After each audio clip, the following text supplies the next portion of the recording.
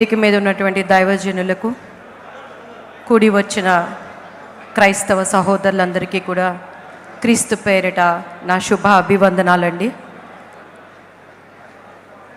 గత 2 రోజులుగా అందరి మనసు అల్లకల్లోలం. ప్రవీణ్ పగడాల గారు, నాకైతే ఆయనతో అనుబంధం లేదు, కానీ సహోదరుడు సత్యములో నుంచి సర్వసత్యములోనికి, ఇదే సత్యము అనుకుంటున్న మనకు సర్వసత్యములోకి నడిపించడానికి ఆయన బోధనను నేను విన్నప్పుడు బాధేసిందండి, చాలా బాధేసింది.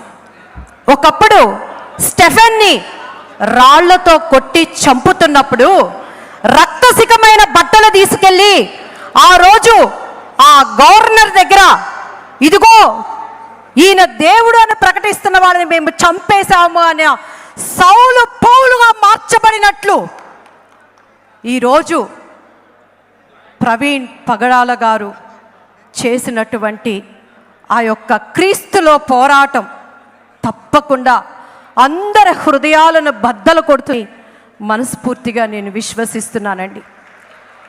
మనకి ఇది వినండి అని చెప్తున్నాను.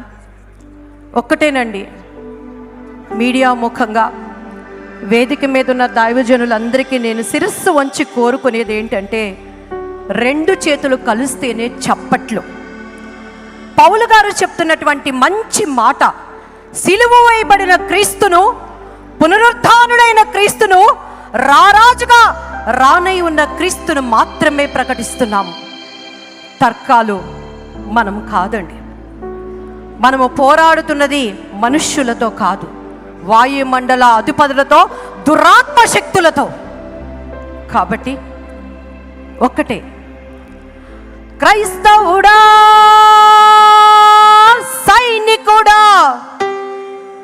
బలవంతుడా, పరిశుద్ధుడా, కదలిరా ఓయ్ నీవు కదలిరా, కదలిరా, కదలిరా ఓయ్ నీవు కదలిరా. జాలరీ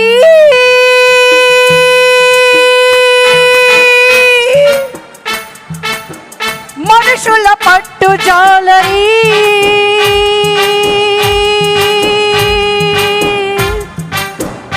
ఆత్మల కాయు కాపరి,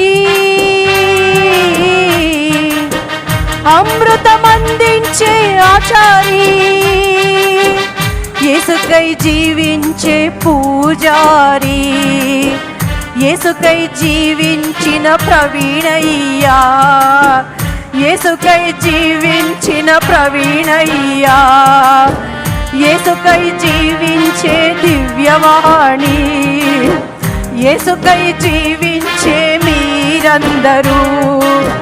సిలువే నీ స్థావరము, శ్రమలే నీ సైన్యము, శ్వాసమే నా బలము, విశ్వాసమే నా బలము. క్రైస్తవుడా, సైనికుడా, బలవంతుడా, పరిశుద్ధుడా.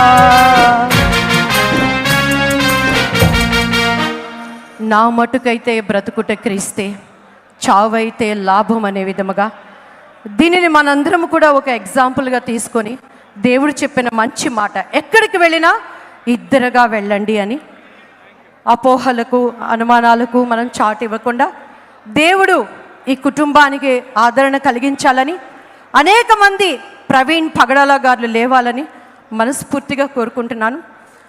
ఈ దుఃఖం మనందరికీ తీర్చలేనిది, ఆయన ఆత్మకు శాంతి చేకూర్చాలని మనస్ఫూర్తిగా కోరుకుంటానండి. God bless you all. దయచేసి మన్నించండి. పాట పాడేవారు